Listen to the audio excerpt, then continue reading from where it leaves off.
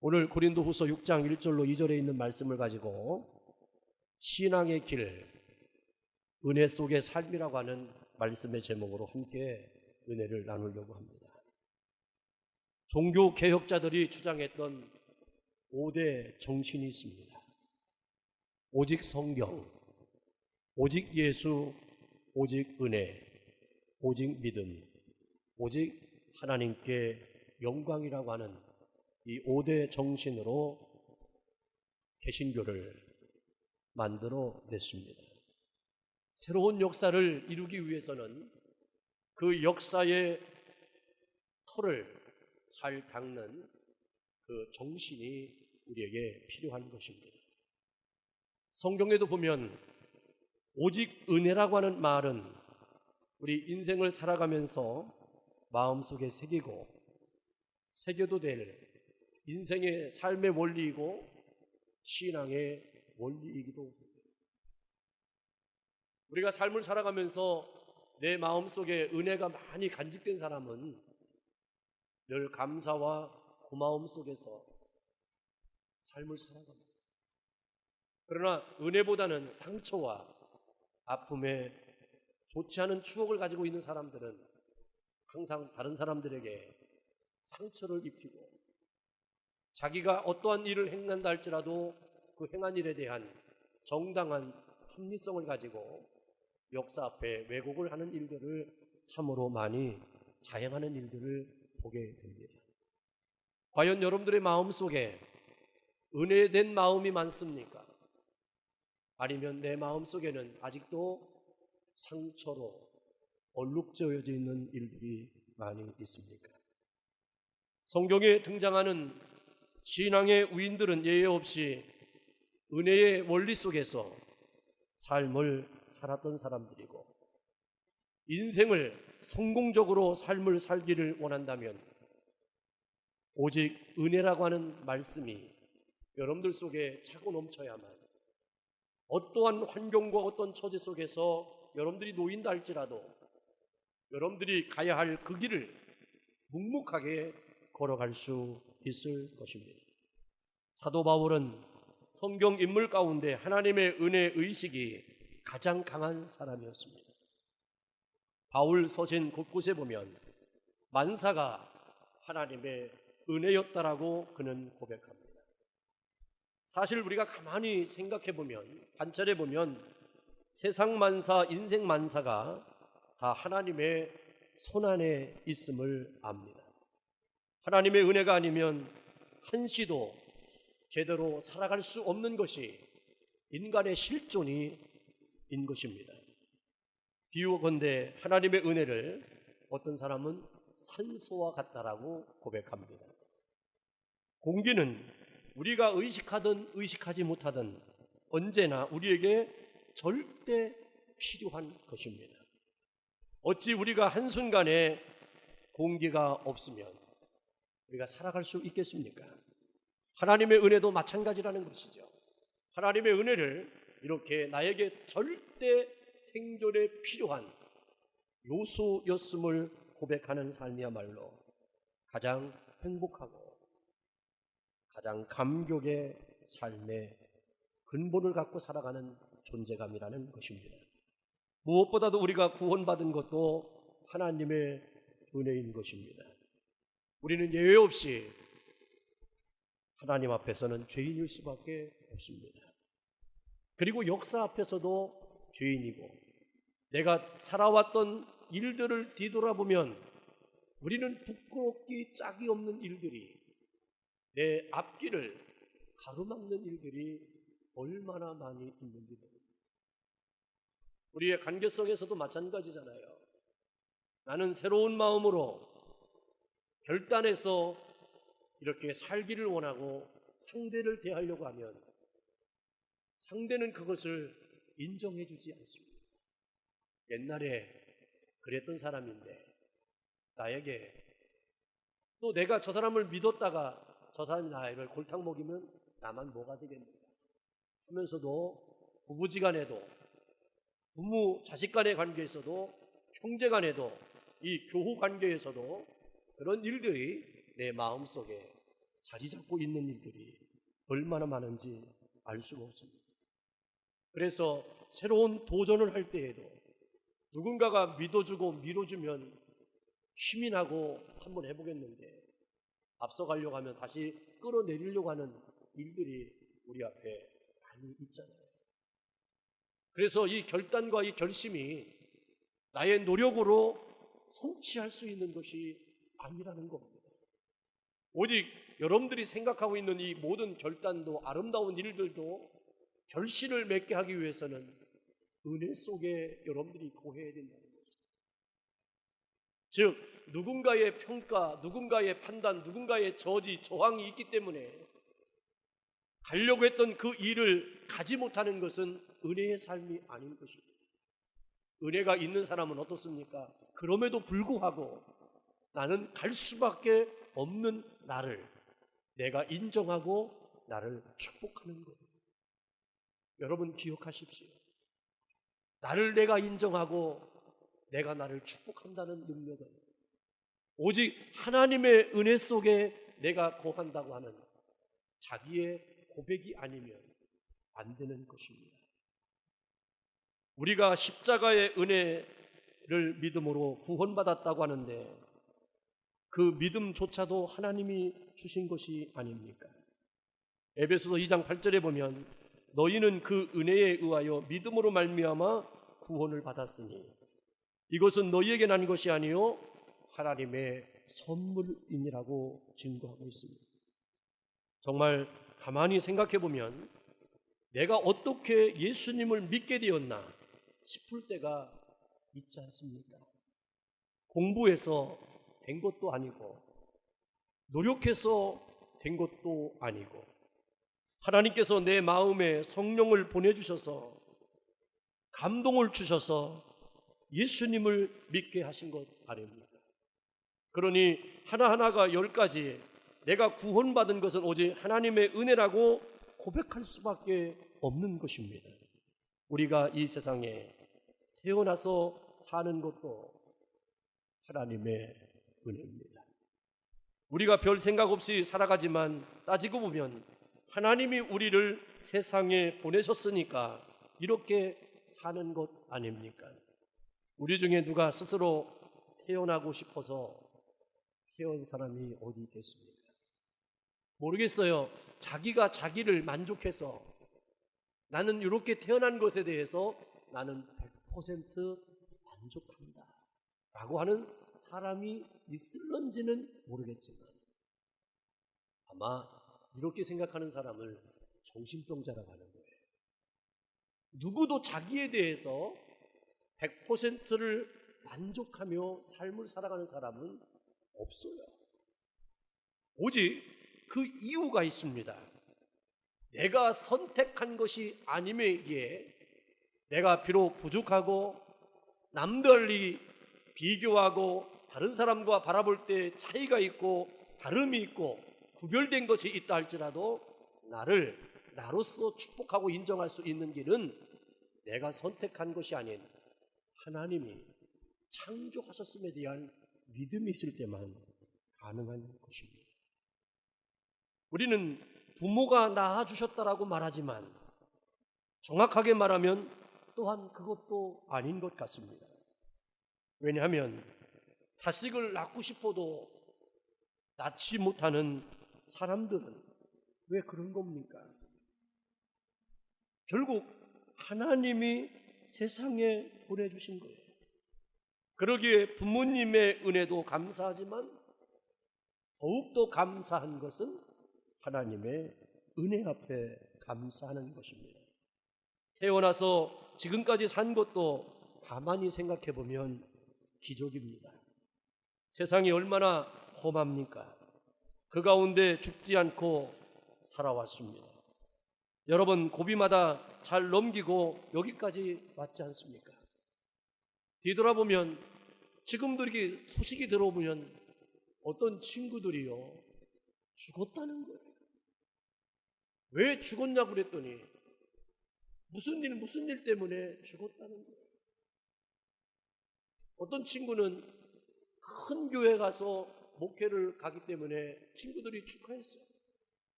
그런데 3년 후에 그 친구가 스트레스를 너무 받고 갑자기 죽었어요.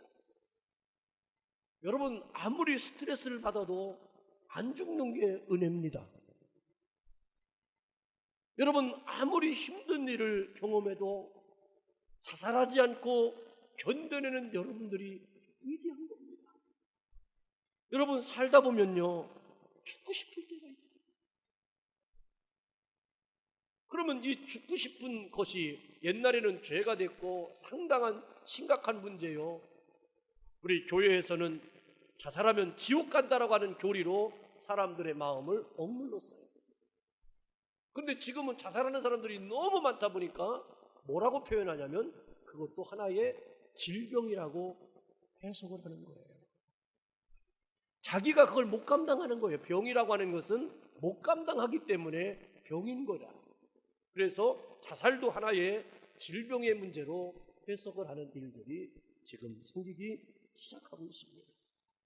여러분들은 그럼에도 불구하고 사람들이요, 여러분들이 이렇게 지금 살아있는 것이 자살하고 싶은 일들이 없었기 때문에, 여러분들이 어떤 스트레스를 받지 않았기 때문에 여기에 있는 것이 아니라, 그런 가운데서도요, 우리는 하나님의 은혜라고 하는 것 속에 파묻혀 있었기 때문에 오늘 여러분들이 이 자리에 있다고 하는 것을 우리는 인정해야 됩니다. 우리는 많든 적든, 크든 작든, 높든 낮든 내가 이렇게 살아가고 있지 않습니까? 앞으로 더 살 수 있을지는 모르지만 아무도 하나님의 은혜가 아니면 견뎌낼 수 없는 것이 앞으로의 삶일 수 있습니다. 재물을 쌓아둔다고 해서, 건강관리를 잘한다고 해서, 노후 준비를 잘했다고 해서 미래가 보장되는 것이 아닙니다. 오직 여러분들의 미래는 하나님의 은혜의 장중 안에 있다는 것을 믿으시기를 주의 이름으로 축원합니다. 여러분들이 재물 관리를 너무너무 잘하고 그 재물이 여러분들의 노후를 책임질 줄 알았더니 이분이 갑자기 병이 생겨서 돌아가시면서 쌓아놨던 그 재물이 자녀들에게 얼마나 다툼과 아픔의 상처의 분열을 남겼는지 모릅니다. 그러므로 우리는 내일의 보장, 내일의 약속의 언약은 여러분들의 준비와 노력으로 쌓아진 것으로 되어지는 것이 아니라는 것입니다. 중환자실에서 호흡기를 달고 하루하루의 생명을 연장했던 분이 기적적으로 호흡기를 띄자마자 하는 소리가 뭔지 아십니까? 호흡기를 띄니까 살 것 같다고 그러더라고요. 그러면서 이렇게 얘기합니다. 내가 숨 쉬는 것 자체도 내 맘대로 못했는데 이제 호흡기를 띄고 나니까 내가 숨 쉬고 숨을 내쉬고 하는 일이 얼마나 감사한지 모른다. 여러분들이 호흡에 문제가 생겨서 병원에 입원하셔서 호흡기를 다는 순간 돈 내야 됩니다. 그러나 병원을 나와서 여러분들이 기지개를 피고 큰 소리를 지르고 숨을 크게 내쉬고 들이키고 해도 돈 안 내요. 여러분, 어느 것이 감사한 일입니까? 오늘 여러분들이 지금도 숨을 내쉬고 들이키는 이 모든 것들이 돈으로 따지면 엄청난 겁니다. 감사해야 될 일이 얼마나 큰 건지 모릅니다. 따라합시다. 왜 이렇게 좋노? 여러분, 좋은 겁니다. 내가 뭔가가 쌓이고 돌아왔기 때문에, 뭔가 성취했기 때문에 좋은 게 아니에요. 진정한 좋음은 내가 편안하게 숨을 들이키시고 내쉴 수 있는 지금의 나가 좋은 거예요. 은혜라고 하는 말은 카리스라고 하는 말을 쓰는데, 이 카리스라고 하는 뜻은 은총, 아름다움, 최상의 것이라고 하는 뜻이에요. 그런데 이 은혜, 카리스는 자격을 따지지 않고 무조건 베푸시는 하나님의 선물이라고 표현합니다. 구원도 하나님이 값없이 주시는 은혜고, 믿음도 하나님이 주시는 값없는 은혜고, 하나님의 사랑도 값없이 주시는 은혜고, 모든 행복도 축복도 보호하심도 하나님이 값없이 주시는 은혜의 선물입니다. 오늘 본문 말씀에서 사도 바울은 은혜를 헛되이 받지 말라라고 권면하고 있습니다. 고린도 교회는 바울이 세운 교회였습니다. 성도들에게 복음의 진수만을 선포하여 고린도 교회가 세워졌습니다. 오직 예수, 오직 믿음, 오직 예배, 오직 천국의 복음만을 전하여 신앙이 잘 정착되어져 가고 있었습니다. 그런데 거짓 교사들이 들어왔습니다. 여러분, 처음에 시작한 숫자는 작았기 때문에 거기에는 기본적인 세움의 정신을 가지고 있는 사람들이 모였습니다.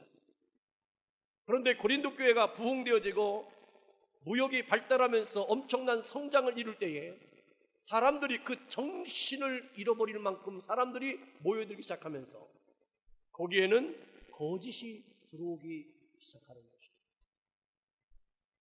교회의 기본 정신이 상실되면 교회는 교회의 기능을 마비됩니다. 교회는 사람의 숫자에 의해서 교회가 되는 것이 아니라 예수 그리스도의 복음이 교회의 기초고 출발입니다. 이 정신을 망각한다면 교회는 교회가 아닌 거예요.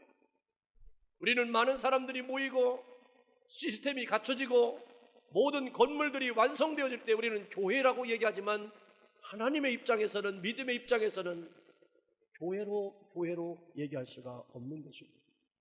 오늘 고린도 교회에 신앙이 흔들리고 이단에 넘어갈 상황 속으로 빠져들게 되었을 때 사도 바울은 이런 교회를 향하여 은혜를 헛되이 받지 말라라고 권면하고 있습니다. 은혜를 헛되이 받지 말라고 하는 말은 은혜 받은 자의 책임 있는 삶을 살라라는 것입니다. 은혜 받은 자가 책임 있는 삶을 살아갈 때 고린도 교회는 이단에 의해서 잘못된 자들에 의해서 넘어질 수가 없다는 것입니다. 은혜 받은 자가 은혜를 잘못 살아가면, 은혜 받은 자가 책임을 감수하지 아니하면 교회는 쓰러질 수밖에 없다는 거예요. 사도 바울이 한 이 당부는 오늘 우리들에게도 당부하시는 말씀입니다. 왜 우리가 은혜 속에 살아야 합니까? 바울은 하나님과 함께 일하는 자들이기 때문이라고 표현하고 있습니다. 고린도전서 3장 9절에 보면 우리는 하나님의 동역자들이요 너희는 하나님의 밭이요 하나님의 집인이라고 그랬습니다. 쉽게 말하면 우리 모두는 하나님의 일꾼과 사명자로 하나님이 뽑아 세웠다는 것입니다. 사람이 무엇인가 목숨을 걸 만한 일이 있다는 것은요 멋진 겁니다. 바울은 사명에 목숨을 걸었습니다. 사도행전 20장 24절에 보면 내가 달려갈 길과 주 예수께 받은 사명 곧 하나님의 은혜의 복음을 증거하는 일을 마치려 하면은 나의 생명조차도 조금도 귀한 것으로 여기지 아니하노라고 그랬습니다. 여러분, 무엇에 목숨을 걸었습니까? 별것 아닌 것에 목숨을 걸지 않기를 주님의 이름으로 축원합니다. 여러분들 사람과 싸움에 목숨을 걸면 안 돼요. 사람과 이기는 경쟁 관계에서 내 목숨을 걸면 안 돼요. 여러분들이 삶을 살아가야 된다고는 질적 성장을 위해서 여러분들의 목숨을 걸면 안 되는 것입니다. 우리는 이 땅에 태어난 존재는 뭔가 이름을 위해서 목숨을 걸어야 될 존재 가치로 우리를 하나님이 창조하시지 않았어요.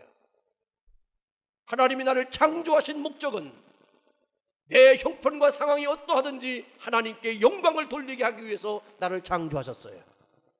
하나님을 경외하고 그의 말씀을 지키는 것이 인간의 본분임을 깨달은 사람의 삶을 살라라고 나를 창조하신 거예요. 사도 바울은 그래서 너희들이 정령코 하나님이 함께 일하는 자이기에 내가 하나님이 나와 함께하는 자의 존재감에 대한 인정이 있다면 너는 지금 어떠한 삶을 살아야 되는지를 깨닫는 자가 되라고 권면하고 있습니다. 하나님이 주신 그 은혜의 거룩한 사명 앞에 여러분들의 호흡의 가치를 드려지기를 주님의 이름으로 축원합니다. 그래서 우리는 항상 예수님과 코드를 맞춰야 되는 거예요. 이 코드를 맞춘다고 하는 얘기는 무슨 말이냐면 내가 그리스도인의 삶을 벗어나서는 안 된다는 것입니다. 나는 어디를 가든지 나는 그리스도인이에요. 여러분들이 죄를 짓는 그 순간에도 그리스도인으로 죄를 지시기를 주의 이름으로 축원합니다. 여러분들이 죄를 질 때 하나님 고개 좀 돌려주십시오라고 얘기하지 말고 내가 연약하여 이 죄 가운데 있사오니 눈을 크게 뜨시고 나를 보셔서 비록 나의 연약함 때문에 죄 가운데 있지만 나를 건져내 주실 분은 하나님이십니다 고백하는 것이 은혜의 삶이에요. 한번 돌렸던 그 하나님의 얼굴이 안 돌아오시면 어떻게 하시려고 그래요? 아멘. 그래서 우리는 하나님과 코드를 자꾸만 맞춰요. 우리가 가다 차를 타다 보면 이 라디오를 듣게 되잖아요. 그럼 라디오를 듣게 되면 이 주파수를 맞춰야 됩니다. 그러면 착 소리가 나는데 주파수가 안 맞으면 찌릿찌릿 막 그래요. 여러분들이 그리스도인으로서의 하나님과 코드가 맞다는 것은 항상 주님과 교통하는 거예요. 딱 틀기만 하면 저장되었을 때는 어떻게 됩니까? 그 방송이 쫙 나와요. 여러분들 하나님과 코드가 맞춰지기를 주의 이름으로 축원합니다. 내가 여러분들이 잠을 주무시다가 아침에 딱 눈을 뜨면 주님과 함께 눈이 딱 떠져가지고 오늘 하루의 삶을 같이 시작하는 거예요. 내가 자기를 작정하여 잠들면 하나님의 지키심과 보호하심과 치료하심과 회복되게 하시는 은혜가 시작되는 것입니다. 하나님과 나와의 관계가 떨어졌다 붙었다 떨어졌다 붙었다는 관계가 아니라 늘 코드가 하나로 되어지는 주파수가 늘 통하는 여러분들의 모습이 그리스도인의 삶입니다. 그래서 우리의 삶은 사명의 삶이에요. 그래서 바울은 무엇을 먹든지 마시든지 다 하나님께 영광을 돌리게 하라. 여러분들이 먹고 마시는 것 자체도 하나님께 영광이 돼야 돼요. 내가 밥을 먹어야 되는데 배고파서 먹는 건 속상한 거예요. 배고파서 먹을 수도 있지만 내가 배불러서 하나님께 영광을 돌려야 돼요. 여러분들 가련한 모습으로 존재감을 살려고 하지 마세요. 여러분들의 정말로 활력이 있고 에너지가 충만한 유쾌한 삶이 여러분들의 삶을 갖고 나가야 돼요.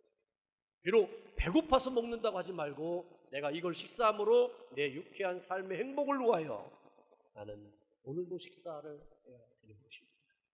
여러분들이 옷을 입어도 마찬가지고 머리를 빗고 화장을 해도 마찬가지예요. 어쩔 수 없이 하지 마십시오. 따라합시다. 나는 이렇게 할 수밖에 없어. 아멘. 나는 이렇게 할 수밖에 없는 존재예요. 이유는 뭐예요? 나에겐 사명이 있어요. 그 사명은 하나님께 영광을 돌리는 사명인 것입니다. 은혜 속에 사는 사도 바울의 고백을 한번 들어보시죠. 고린도전서 15장 10절에 보면 그러나 나의 나된 것은 하나님의 은혜로 된 것이니 내게 주신 그 은혜가 헛되지 아니하여 내가 모든 사도보다 더 많이 수고하였으나 내가 아니요 오직 나와 함께 하신 하나님의 은혜로라고 고백합니다.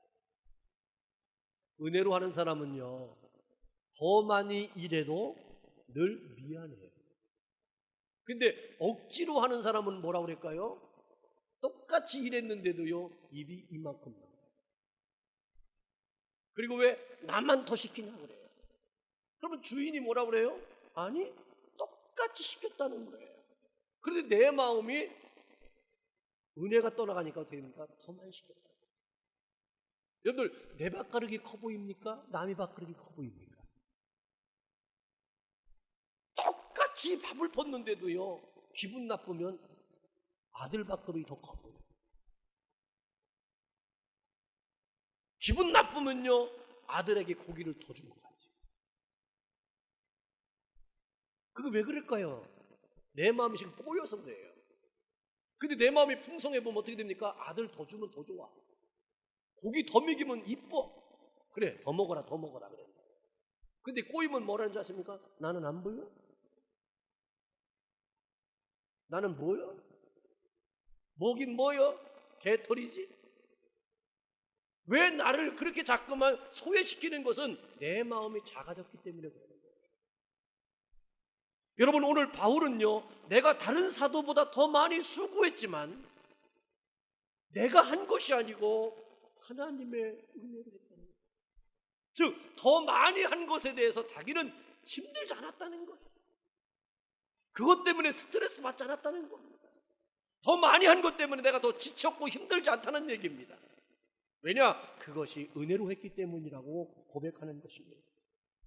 자기 같은 사람에게 하나님이 그렇게 하신 것에 대해서 자기는 너무나 감사하다는 거예요. 사도 중에 지극히 작은 자.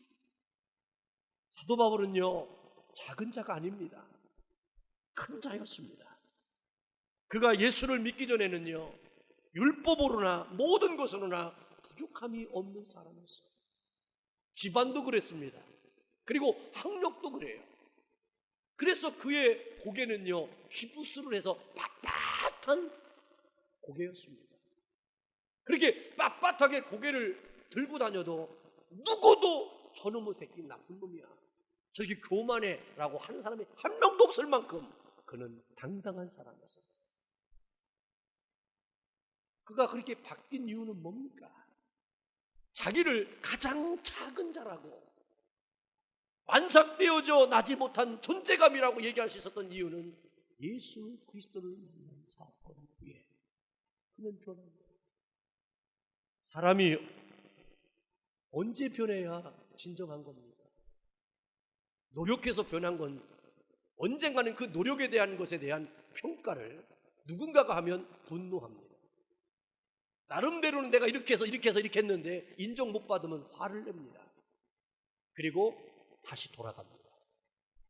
그러나 예수님 믿음으로 말미암아 변화된 것만이 진정한 변화예요. 그것만이 영원히 가는 거예요.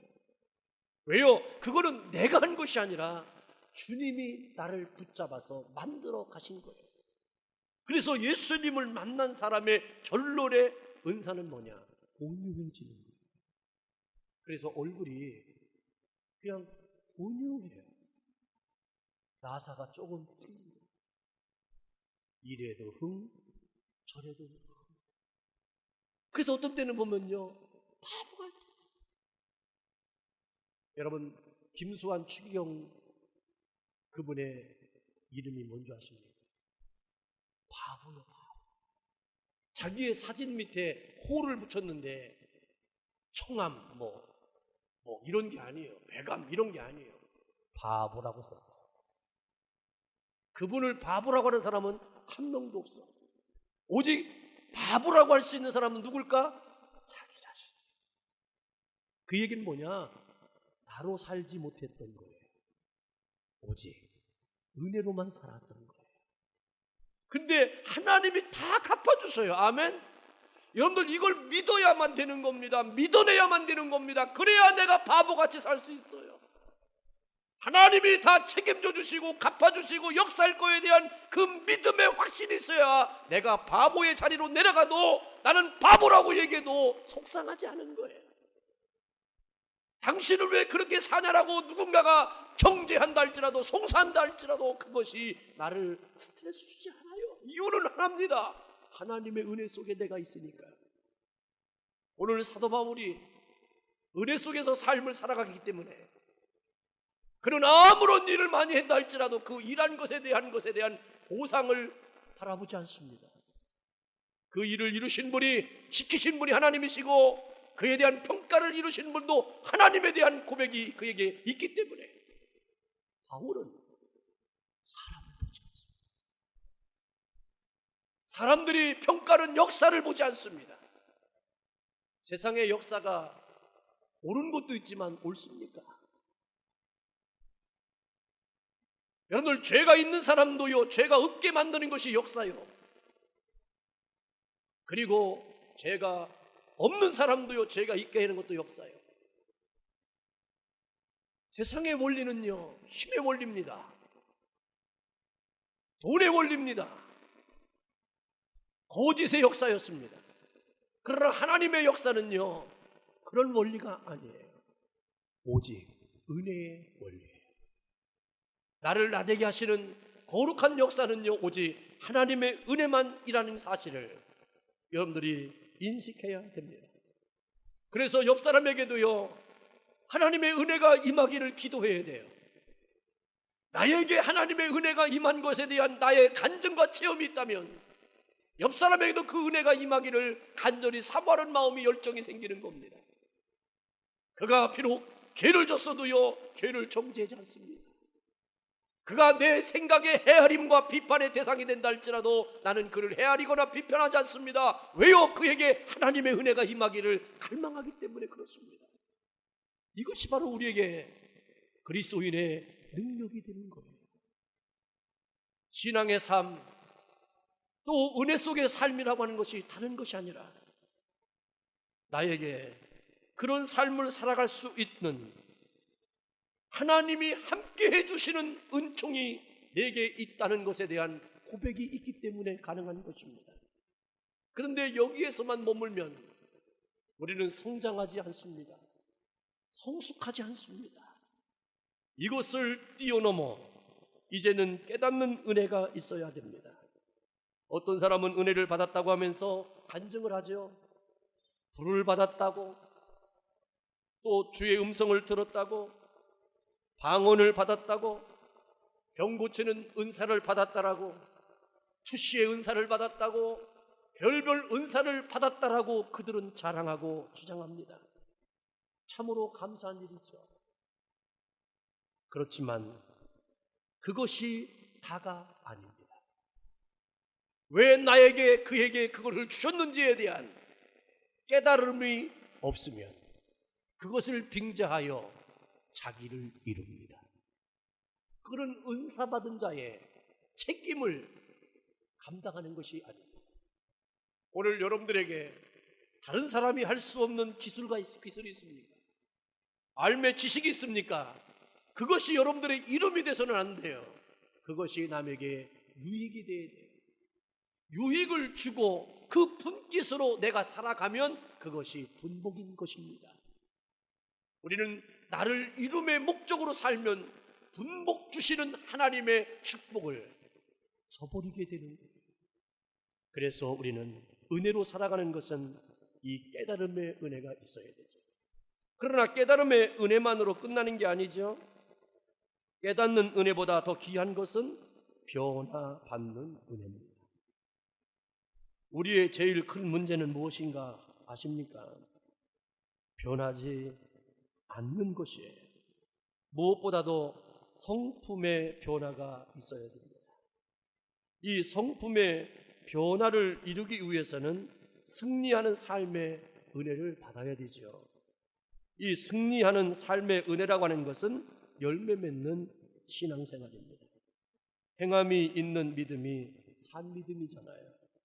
이 행함이 있다는 말은 삶의 현장에서 믿음의 열매를 맺는 것입니다.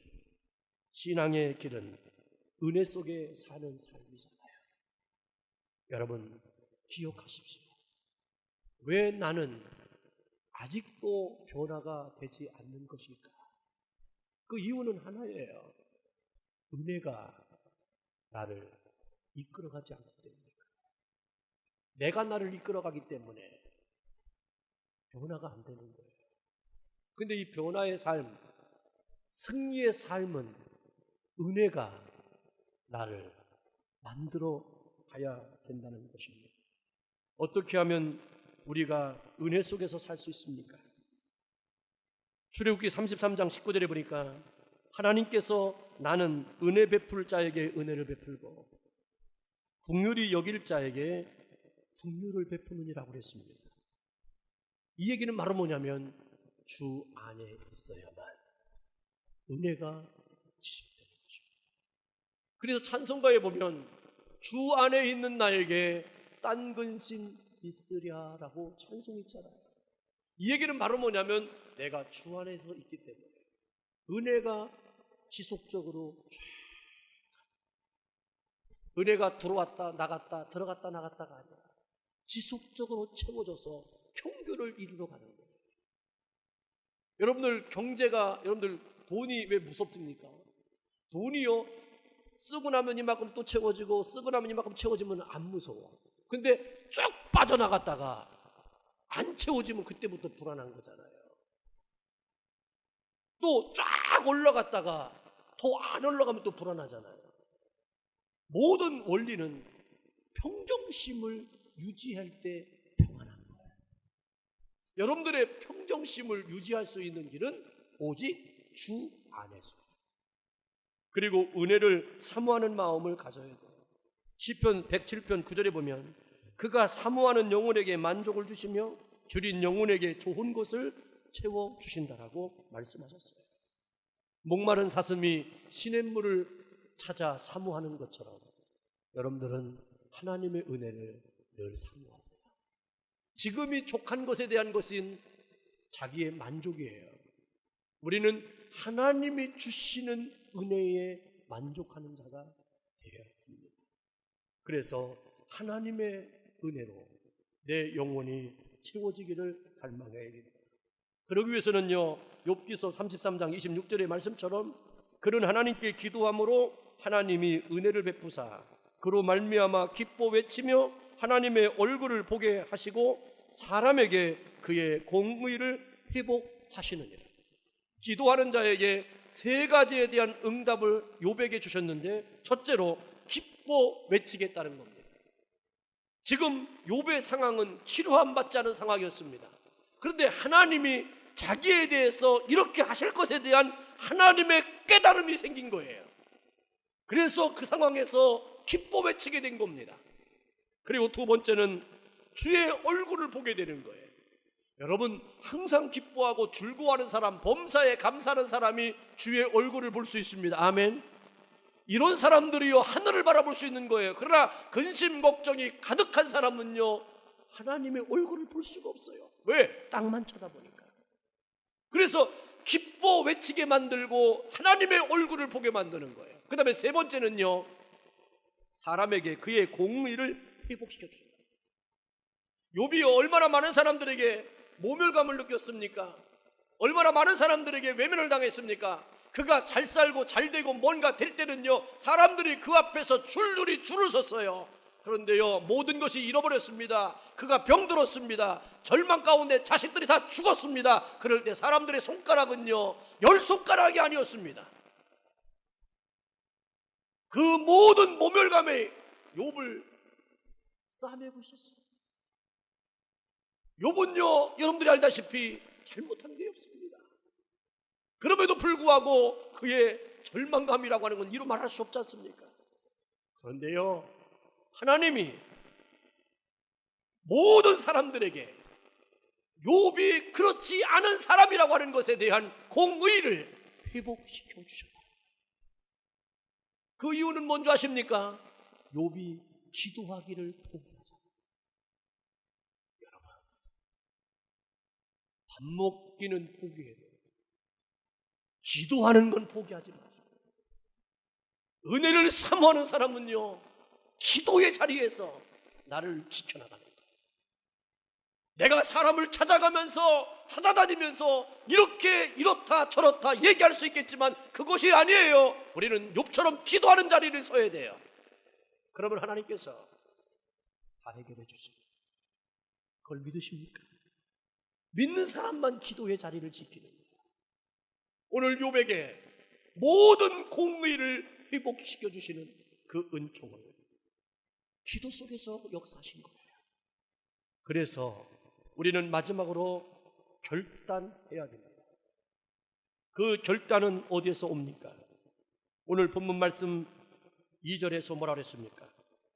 보라 지금은 은혜 받을 만한 때요, 보라 지금은 구원의 날이라고 얘기하고 있습니다.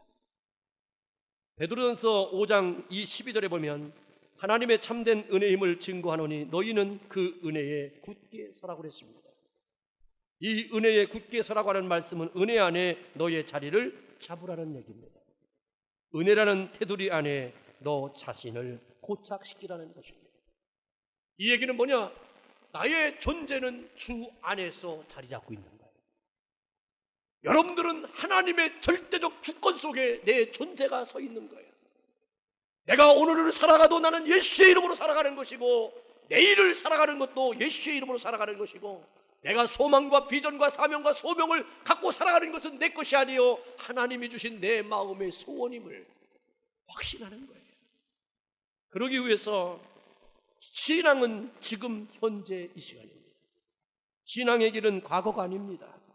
오늘 지금 하나님의 은혜 속에 사는 삶이에요.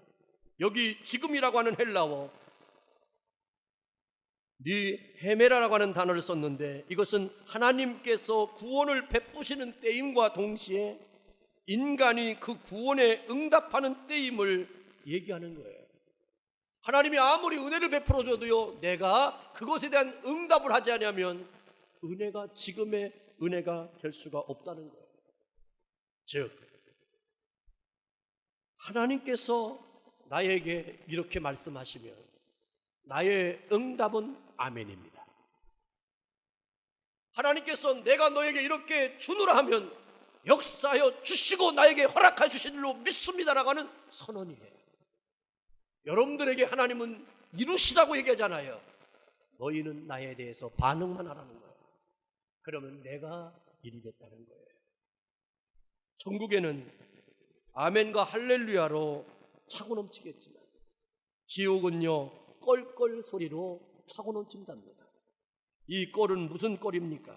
이럴 줄 알았다면 예수님을 믿을 걸, 죄 짓지 않았을 걸, 너무 인색하지 않았을 걸, 회개할 걸, 껄껄껄껄.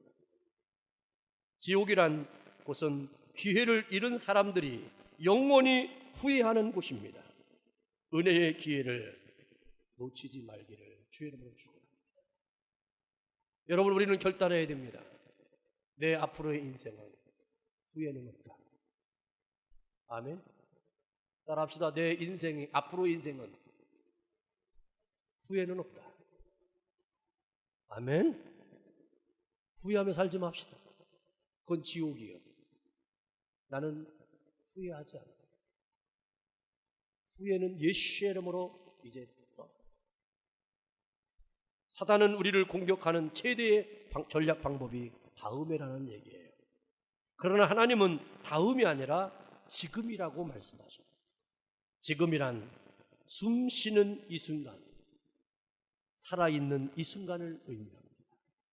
맥박이 뛰고 있고요, 심장이 고동을 치고 있고요, 손발이 움직이고 있고요, 두 눈이 껌뻑거리고 있는 순간을 얘기합니다. 지금 이 시간, 이 순간에 은혜를 받으라는 거예요. 여러분들, 최고의 우리 사람에게 희망과 소망이 뭔지 아십니까? 내가 살았다는 거예요. 내가 살아있다는 거예요. 살아있는 것만큼 축복은 없습니다. 오늘도 지금 은혜를 받으라는 거예요. 오늘 지금 은혜를 받았으면, 오늘 여러분들이 예배 중에, 설교 중에 은혜를 받았다면 조금 기도합시다. 할렐루야. 아버지 하나님 고맙습니다. 보라 지금은 은혜 받을 만한 때요, 보라 지금은 구원의 날이라고 하심을 믿습니다. 오늘도 살아 있습니다.